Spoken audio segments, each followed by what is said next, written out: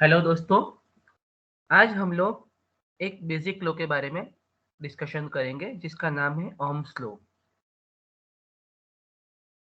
It is one of the most basic law of electrical engineering.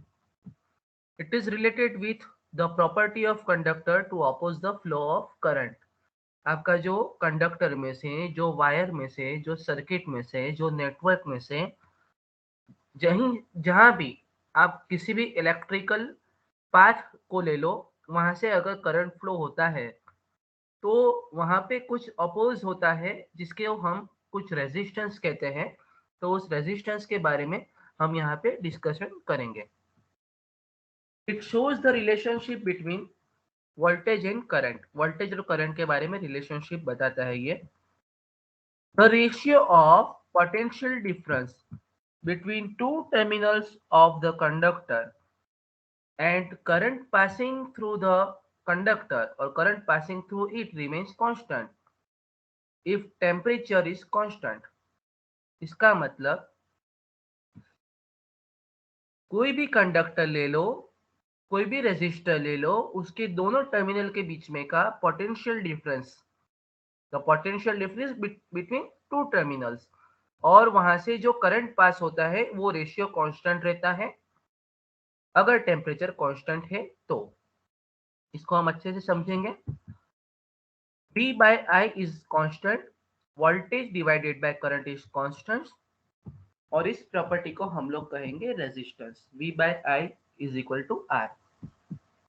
और ये जो R है इसका यूनिट ओम है, जो हम आगे कई बार डिस्कशन कर चुके हैं।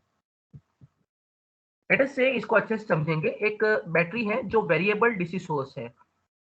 ये आपका वेरिएबल डीसी सोर्स है। इसको आप 0 से 30 वोल्ट तक ले लो। और यहाँ पे मैंने एक सर्किट बनाया है। लोड है, ये लेट अस से रेजिस्टिव लोड है। आपका लैंप लोड है, या आपका लेबोरेटरी में रियोस्टेट है, ये कुछ वो है, ठीक है। और यहाँ से सर्किट में से करंट आई फ्लो हो रहा है। आपका ने सप्लाई जब ऑन किया तो करंट आई फ्लो हो रहा है। तो दोस्तों ये लेट अस से कि 10 ओम का रेजिस्टेंस है।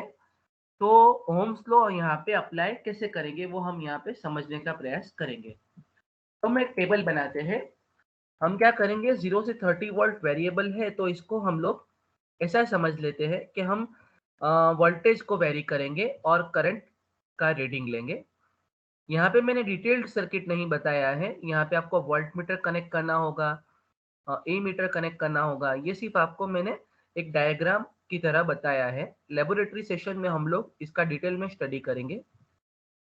तो तीन चीजें, वोल्टेज, करंट, और हमारा इक्वेशन है R is equal to V by I, तो वो हम ढूंढेंगे। तो लेटेस्ट से पहले हमने 5 वोल्ट दिया और करंट उस वक्त 0.5 एम्पियर आ रहा है, तो हमारा रेजिस्टेंस हमको मिलेगा 10 ओम। ये 10 ओम मिल गया, ठीक है। फिर हमने वोल्टेज इंक्रीज किया, लेटेस्ट से कि 10 हमने 10 वोल्ट किया और करंट 1 एम्पियर होगा, तो 10 बाई 1 इज 10 एम्पियर, 10 ओम। यहाँ पे 20 किया तो 20 वोल्ट सप्लाई देने पर आपका करंट 2 एम्पियर आएगा। 20 बाई 2 इज 10 ओम। आप देखिए यहाँ पे इफेक्टिवली ये होगा कि हर बार करंट जो है वो इंक्रीज होगा जैसे आप वोल्टेज इंक्रीज करते हो, और अगर दोनों का रेशियो लेते हो तो वो कांस्टेंट आएगा। थियोरेटिकली हम इसको एक बिल्कुल कांस्टेंट कहते हैं, प्रैक्टिकली थोड़ा वेरिएशन आ सकता है। और 30 वोल्ट पे हमको मिलेगा 3 एम्पियर, तो 10 ओम। तो आप देखिए ये रेजिस्टेंस कांस्टेंट रहता है। यहाँ पे टेम्परेचर वेरिएशन नहीं हुआ है ऐसा हमने अज्यूम कर लिया है। तो आप देख सकते हो, at a constant temperature the ratio of potential difference between two terminals and current passing through the conductor is constant, which is called the resistance of the conductor. तो इसको हम ग्राफिकल मोड में देखेंगे। यहाँ पे एक्स एक्सिस में हमने voltage लिया है 1 एम्पियर का स्केल लिया है। ये हाफ में 0.5 मैंने यहाँ पे रीडिंग है इसलिए बताया है, 1 2 3 इस तरह से। 5 10 15 25 30 ये हमारा वोल्टेज है। तो पहला रीडिंग है 5 वोल्ट पे 0.5 एम्पियर, तो ये यहाँ मिलेगा। दूसरा है 10 वोल्ट पे 1 एम्पियर, ये यहाँ मिलेगा। आप देख सकते हो ये यहाँ पे आपको इस प्रकार मिलेगा। 20 पे आपको 2 एम्पियर और 30 पे 3 एम्पियर। तो इस प्रकार आपको 4 रीडिंग मिलेंगे और ये 4 रीडिंग आप देख सकते हो, ये लीनियर है। तो इसका मतलब रेजिस्टेंस जो प्रॉपर्टी है, वो कंडक्टर के लिए लीनियर प्रॉपर्टी है। तो दोस्तों हम प्रैक्टिकल सेशन में इसका वर्चुअल लैब में थोड़ा डिस्कशन में करेंगे और अच्छा सिमुलेशन इसका देखेंगे। तो लिमिटेशंस क्या है दोस्तों ओम्स लॉ की? क्या हर जगह अप्लाई करोगे आप? मैंने कह दिया इलेक्ट्रिकल नेटवर्क पे आपको अप्लाई करना है, इसका मतलब ऐसा नहीं है कि आपको हर जगह अप्लाई कर देना है। इसकी कुछ लिमिटेशंस है। Temperature should remain constant through out the process. आपकी जो सारी प्रोसेस है वहां पे टेम्परेचर कांस्टेंट रहना चाहिए। Applicable to the on the conductor material, ये कंडक्टर के लिए ही एप्लीकेबल है। Can't apply to the semiconductor like silicon और जर्मेनियम। हमने मटेरियल का स्टडी किया था, तब सिलिकॉन और जर्मेनियम के बारे में बात की थी हमने कि कुछ वोल्टेज लेवल तक वो लोग जो है वो नॉन कंडक्टर की तरह बिहेव करते हैं, तो वहां पे ये लॉ अप्लाई नहीं होगा। एप्लीकेशन हम कहाँ पे इसको यूज करेंगे दोस्तों? To simplify given electrical network. आपका कोई भी इलेक्ट्रिकल नेटवर्क है उसको सिंप्लीफाई करने के लिए आप यूज करोगे। To find unknown parameter using equation. आपका कोई भी इक्वेशन दिया है तो अननोन पैरामीटर यूज करने के लिए आपको सर्किट दी है तो आप नेटवर्क को सॉल्व कर सकते हो, कुछ पैरामीटर ढूंढ सकते हो।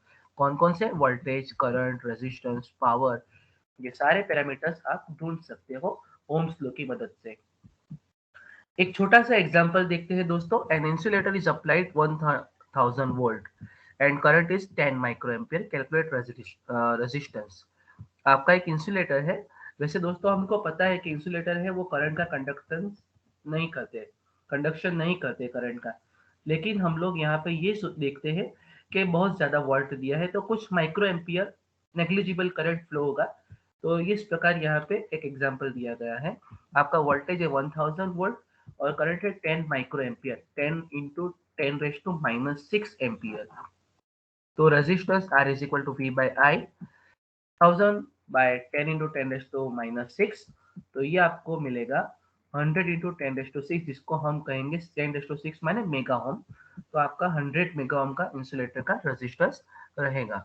तो दोस्तों इस प्रकार आप ओम्स लॉ की मदद से रेजिस्टेंस ढूंढ सकते हो और काफी सारे पैरामीटर्स सर्च कर सकते हो और सर्किट को सिंप्लीफाई भी कर सकते हो। हम लोग इसको वर्चुअल लैब में थोड़ा ज्यादा समझेंगे। Thank you and keep learning.